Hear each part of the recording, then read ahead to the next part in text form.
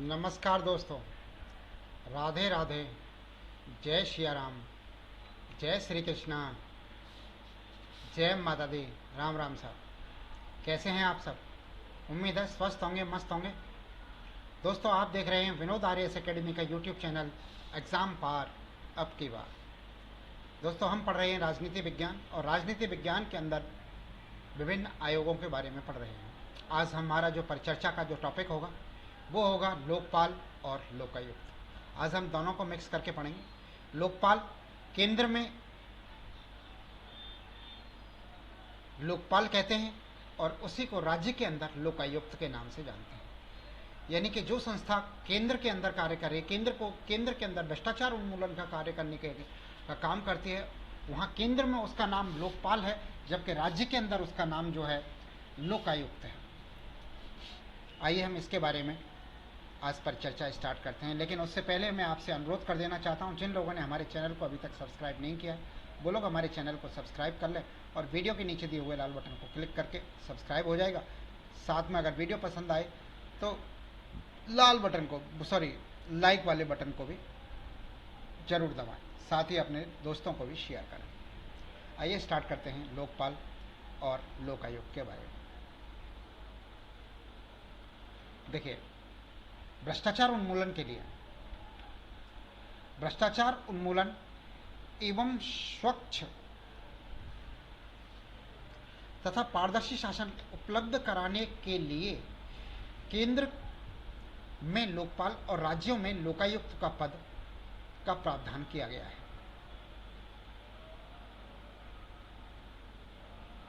लोकपाल जो है संस्कृत भाषा का शब्द है। इसके अंदर लोक प्लस पाल बराबर लोकपाल किया गया, इनकी संयोग किया गया। लोक और पाल का संयोग होकर संस्कृत भाषा का शब्द है जिससे कि लोकपाल बना है। इसमें लोक शब्द का अर्थ होता है लोक से मतलब जनता से है, और पाल से मतलब पालन करने वाला या रक्षा करने वाला होता है। यानी कि इसका अर्थ होता है, लोकपाल शब्द का अर्थ होता है जनता का रक्षक, जनता के रक्षक से इस शब्द का अर्थ है। सर्वप्रथम 1963 में लक्ष्मीमल सिंघवी के द्वारा जो है लोकपाल शब्द का प्रयोग किया गया था। यानी कि भारत में लोकपाल शब्द के जनक जो हैं लक्ष्मीमल सिंघवी हैं, जिन्होंने 1963 में सर्वप्रथम भारत के अंदर लोकपाल शब्द का प्रयोग किया था।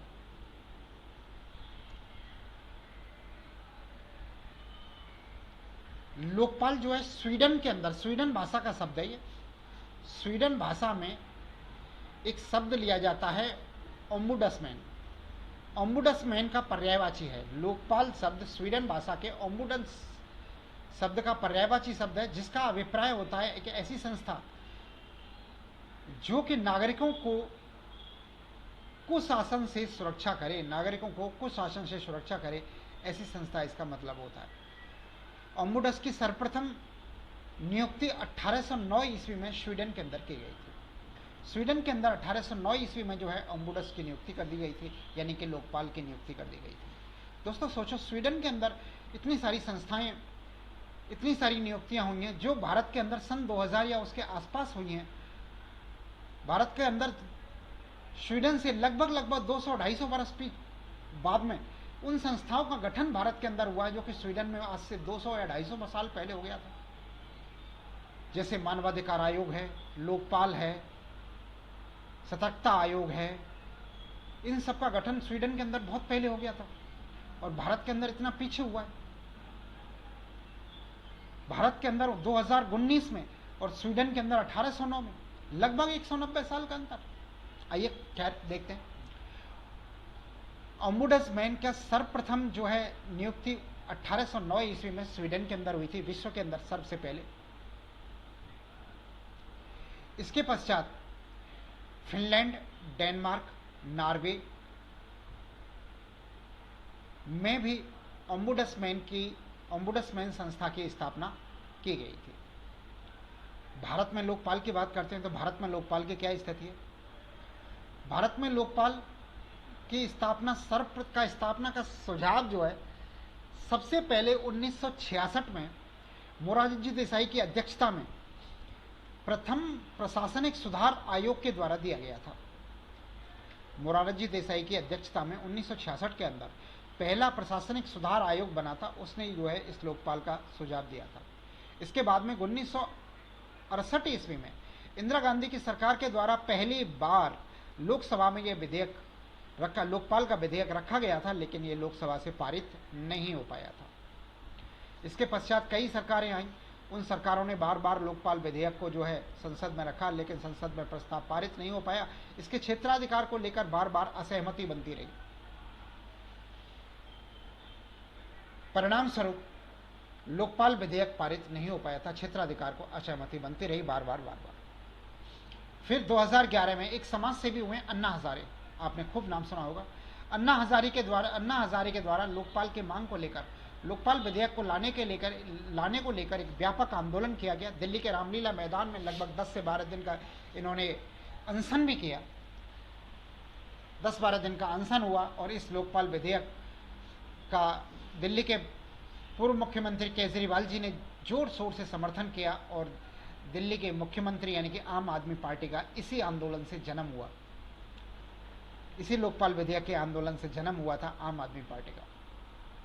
खैर, हमारा मकसद आम आदमी पार्टी नहीं, हमारा लोकपाल है। दिल्ली में एक व्यापक आंदोलन हुआ था अन्ना हजारे के नेतृत्व में 2011 के अंदर। परिणाम स्वरूप क्या हुआ, सरकार ने विवश होकर 17 दिसंबर 2013 को, 2 साल बाद 17 दिसंबर 2013 को राज्यसभा में एवं 18 दिसंबर 2013 को ये विधेयक लोकसभा में पारित हो गया। 1 जनवरी 2014 को राष्ट्रपति महोदय ने भी हस्ताक्षर करके अनुमति प्रदान कर दी इस पर। जब हस्ताक्षर कर दिए तो लोकपाल का निर्माण हो जाना चाहिए था, लेकिन लोकपाल को निर्माण के लिए प्रमुख विशेषताएं, भारत के लोकपाल विधेयक की प्रमुख विशेषताएं क्या क्या थी, आओ उन पर एक नजर डाल लेते हैं। केंद्र में लोकपाल तथा जिन राज्यों में लोकायुक्त विद्यमान नहीं है उनमें 1 वर्ष के अंदर अंदर लोकायुक्त की नियुक्ति की जाएगी, पहली विशेषता। दूसरी, लोकपाल संस्था में 1 अध्यक्ष तथा अधिकतम 8 सदस्य हो सकते हैं। लोकपाल के अंदर 1 अध्यक्ष तथा अधिकतम 8 सदस्य हो सकते हैं और 50% सदस्य न्यायिक पृष्ठभूमि के होंगे। इसमें से 50% सदस्य जो है न्यायिक पृष्ठभूमि के होंगे।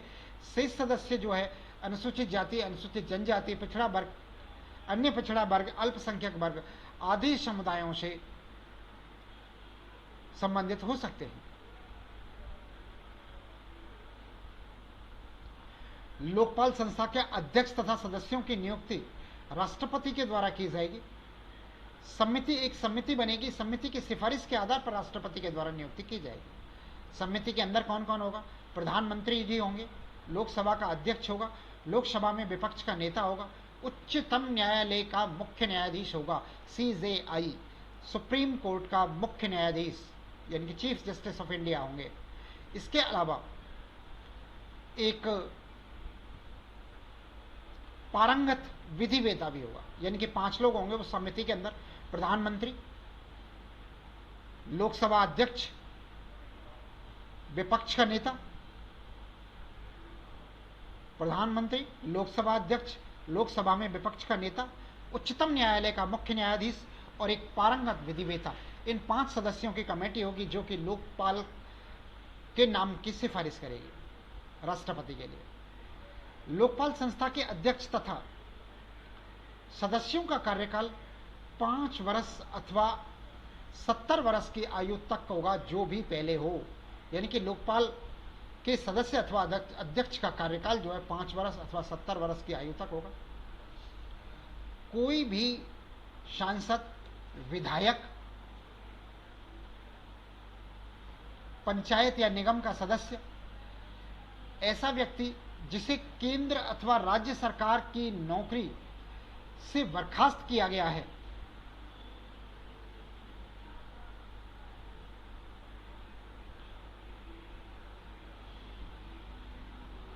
अथवा जिसकी आयु 45 वर्ष से कम हो, लोकपाल की नियुक्ति के लिए पात्र नहीं होगा। लोकपाल संस्था के अध्यक्ष तथा सदस्यों दोबारा पुनर्नियुक्त नहीं किए जा सकते हैं। इन्हें कोई भी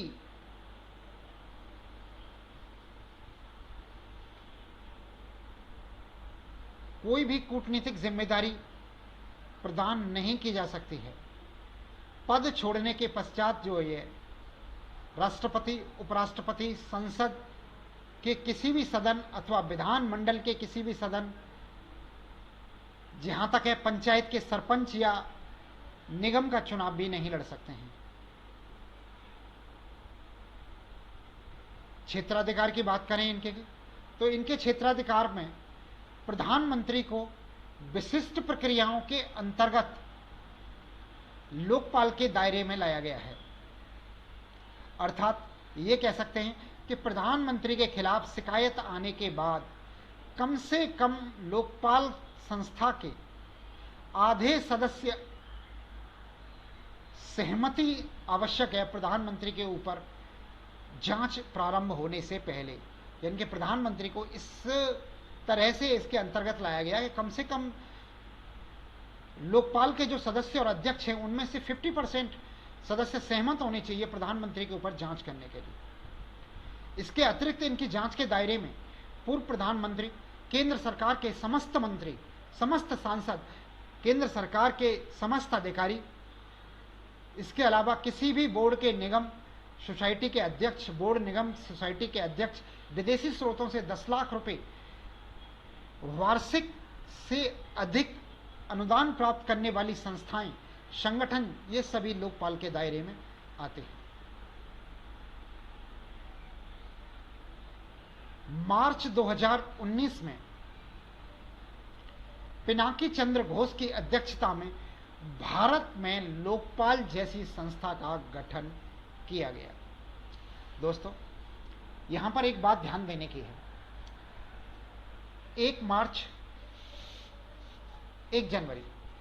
जनवरी 2014 को महामहिम राष्ट्रपति महोदय के हस्ताक्षर हो गए थे इस बिल के ऊपर, लोकपाल बिल के ऊपर, जो कि 2013 में पेश किया गया था। 17 दिसंबर और 18 दिसंबर को राज्यसभा और लोकसभा से पारित हो गया था। उस पर 1 जनवरी 2014 को राष्ट्रपति महोदय ने हस्ताक्षर करके अनुमति दे दी थी। लेकिन फिर भी गठन में 5 वर्ष लग गए। मार्च 2019 में इस संस्था का जाके गठन हुआ। मोदी सरकार के प्रथम कार्यकाल के दौरान इसका गठन नहीं हो पाया। फिर सुप्रीम कोर्ट ने इसका दखल दिया, सुप्रीम कोर्ट ने इसमें दखल दी। सुप्रीम कोर्ट ने कहा इसका गठन क्यों नहीं हो रहा है, तो सरकार ने कहा साहब कि इसमें विपक्ष का नेता चाहिए, विपक्ष का नेता चाहिए संसदीय दल में सिफारिश करने के लिए, वो है ही नहीं। सरकार ने कहा कोई बात नहीं, जो सबसे बड़ा विपक्षी दल है उसके नेता को ले लीजिए। तो गड़के साहब थे, गड़के साहब अक्सर करके उन मीटिंगों में जाने का बहिष्कार किया करते थे। पर आखिरकार फिर मार्च 2019 में इस संस्था का गठन हुआ और पहले अध्यक्ष लोकपाल के पहले, भारत के पहले लोकपाल पिनाकी चंद्र घोष बने। पिनाकी चंद्र घोष की अध्यक्षता में पहले लोकपाल समिति का गठन हुआ। पिनाकी चंद्र घोष पहले लोकपाल हैं भारत के, और वर्तमान लोकपाल भी पिनाकी चंद्र घोष ही हैं। अभी तक ये कार्यरत हैं, 2019 से लेकर अभी तक लगातार कार्यरत हैं पिनाकी चंद्र घोष, जो कि पहले लोकपाल हैं भारत के अंदर। अब बात करते हैं लोकायुक्त की। तो लोकायुक्त जो होता है वो लोकायुक्त होता है राज्य के अंदर। अभी हमने देखा लोकपाल केंद्र के अंदर होता है, जबकि लोकायुक्त राज्य के अंदर होता है। राज्य की थोड़ी सी अलग कहानी है, आइए देखते हैं। राज्यों में भ्रष्टाचार के उन्मूलन तथा स्वच्छ एवं पारदर्शी प्रशासन उपलब्ध कराने के लिए सर्वप्रथम 1970 में उड़ीसा ने जो है लोकायुक्त को लेकर कानून बनाया था। लोकायुक्त ने कानून का निर्माण किया था 1970 के अंदर, सबसे पहले उड़ीसा ने। अगर भारत में पूछा जाए कि लोकायुक्त के कानून का निर्माण किसने किया था, तो लोकायुक्त के कानून का निर्माण जो है वो सबसे पहले उड़ीसा के द्वारा किया गया था। जबकि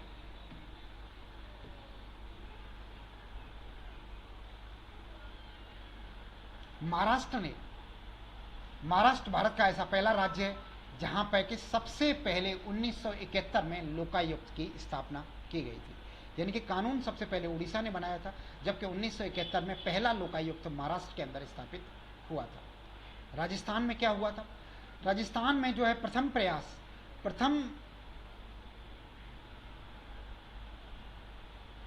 राजस्थान में प्रशासनिक सुधार के लिए प्रशासनिक सुधार समिति की सिफारिश के आधार पर लोकायुक्त तथा उप लोकायुक्त अधिनियम 1973 पारित किया गया। लोकायुक्त तथा उप लोकायुक्त अधिनियम 1973 पारित किया गया, जो कि 3 फरवरी 1973 से प्रभावी हो गया। 3 फरवरी 1973 से लोकायुक्त जो है ये प्रभावी हो गया। आई.डी. दुआ राजस्थान के पहले लोकायुक्त बने और श्री के.पी.यू. मेमन जो है प्रथम उप लोकायुक्त बने। राजस्थान के पहले लोकायुक्त आई.डी. दुआ और पहले उप लोकायुक्त के.पी.यू. मेमन साहब थे। उप लोकायुक्त एक ही बार बने हैं, मेमन साहब ही एकमात्र उप लोकायुक्त हुए। उसके बाद में उप लोकायुक्त कोई भी नहीं बन पाया है, अभी तक कोई भी नहीं बना है, लेकिन लोकायुक्त लगातार चयन होते रहे। प्रथम लोकायुक्त जो है आई.डी. दुआ थे, लेकिन वर्तमान लोकायुक्त की अगर हम बात करें तो वर्तमान लोकायुक्त जो है वो पूर्व न्यायाधीश प्रताप कृष्ण लोहरा जो है पी.के. लोहरा जो है वर्तमान में लोकायुक्त हैं। राजस्थान के वर्तमान लोकायुक्त पी.के. लोहरा हैं, यानी कि प्रताप कृष्ण लोहरा वर्तमान लोकायुक्त हैं। राजस्थान के पहले लोकायुक्त आई.डी. दुआ, वर्तमान लोकायुक्त पी.के. लोहरा। और उप लोकायुक्त जो हुए थे एकमात्र पहले और आखिरी लोकायुक्त मेनन साहब थे। इनकी नियुक्ति की बात करें तो इनकी नियुक्ति जो है लोकायुक्त तथा उप लोकायुक्त की नियुक्ति जो है राज्यपाल महोदय के द्वारा की जाती है, लेकिन एक सिफारिश की जाती है। किसकी? एक समिति की सिफारिश की जाती है। वो समिति में उच्च न्यायालय के मुख्य न्यायाधीश तथा राज्य विधानसभा के प्रतिपक्ष के नेता के परामर्श के बाद राज्यपाल के द्वारा नियुक्ति की जाती है। यानी कि इसमें सरकार का कोई रोल नहीं होता। इसके अंदर सरकार न तो मुख्यमंत्री, न ही सत्ता पक्ष का कोई मंत्री या नेता इसमें शामिल होता है।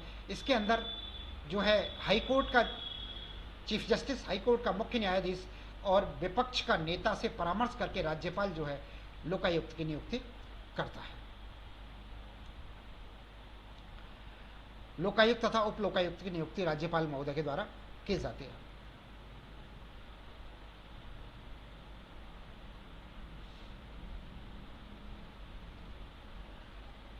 नियुक्ति किसकी की जाएगी? योग्यता क्या है? राज्यपाल ऐसे व्यक्ति को नियुक्त करेगा जो कि उच्चतम अथवा उच्च न्यायालय का न्यायाधीश रह चुका हो। ऐसे व्यक्ति को लोकायुक्त नियुक्त करेगा जो कि हाई कोर्ट में या फिर सुप्रीम कोर्ट में न्यायाधीश रह चुका हो। इनके कार्यकाल की बात करें तो राजस्थान में लोकायुक्त का कार्यकाल जो है, लोकायुक्त और उप लोकायुक्त दोनों का कार्यकाल 5 वर्ष अथवा 65 वर्ष की आयु जो भी पहले हो तक होता है, जबकि केंद्र में 5 वर्ष अथवा 70 वर्ष की आयु है। ये समय से पूर्व राज्यपाल को अपना त्यागपत्र देकर पद से मुक्त हो सकते हैं। वेतन तथा वेतन भत्तों की बात करते हैं तो लोकायुक्त तथा उप लोकायुक्त का वेतन भत्ते जो हैं उच्च न्यायालय के मुख्य न्यायाधीश के समान होंगे। यानी कि लोकायुक्त का वेतन भत्ते तो चीफ जस्टिस ऑफ राजस्थान यानी कि मुख्य न्यायाधीश, राजस्थान हाईकोर्ट के मुख्य न्यायाधीश के समान होंगे लोकायुक्त के वेतन, जबकि उप लोकायुक्त के वेतन जो है अन्य न्यायाधीशों के, हाईकोर्ट के अन्य न्यायाधीशों के समान होंगे। पद से हटाने की प्रक्रिया कदाचार अथवा असक्षमता के आधार पर उच्चतम न्यायालय के न्यायाधीश अथवा राज्य के उच्च न्यायालय के मुख्य न्यायाधीश से करवाई गई जांच के आधार पर राज्यपाल के द्वारा हटाया जा सकता है। क्षेत्राधिकार की बात करें तो राज्य मंत्रिपरिषद के सभी मंत्री, सचिव, विधानसभा अध्यक्ष, लोक सेवक, जिला परिषद का जिला प्रमुख तथा उपजिला प्रमुख, पंचायत समितियों के प्रधान तथा उप प्रधान, नगर निगम के महापौर तथा उप महापौर, नगर परिषद तथा नगर पालिकाओं के अध्यक्ष तथा उपाध्यक्ष, राजकीय कंपनियों के और निगमों के अध्यक्ष के विरुद्ध जो है शिकायतों की जांच लोकायुक्त के द्वारा की जा सकती है। लेकिन इसमें कुछ अपवाद है। अपवाद क्या है? अपवाद ये है कि राजस्थान का मुख्यमंत्री जो है लोकायुक्त के दायरे में नहीं आता है, जबकि भारत का प्रधानमंत्री लोकपाल के दायरे में आता है, लेकिन राजस्थान का मुख्यमंत्री लोकायुक्त के दायरे में नहीं आता। इसके अलावा उच्च न्यायालय के मुख्य न्यायाधीश, अन्य न्यायाधीश तथा न्यायिक कर्मचारी, न्यायिक सेवा के जो भी सदस्य हैं वो सब महालेखाकार राजस्थान, राजस्थान लोक सेवा आयोग के अध्यक्ष तथा सदस्य, मुख्य निर्वाचन आयुक्त, राज्य का मुख्य निर्वाचन आयुक्त और प्रादेशिक आयुक्त